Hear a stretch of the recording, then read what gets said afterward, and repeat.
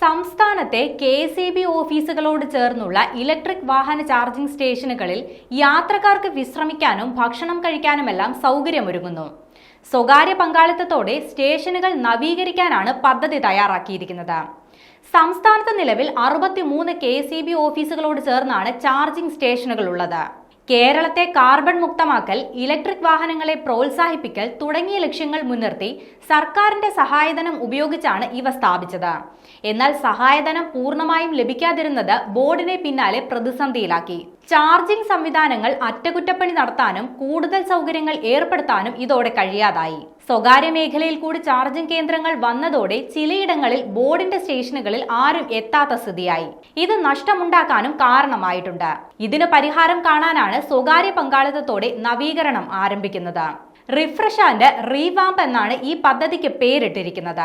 കൂടുതൽ ചാർജിംഗ് മെഷീനുകൾ സ്ഥാപിക്കൽ, ശൗചാലയങ്ങളും കഫ്റ്റീരിയകളും വൈഫൈ സൗകര്യവും ഒരുക്കൽ എന്നിവയാണ് സ്വകാര്യ സംരംഭകർ ചെയ്യുക.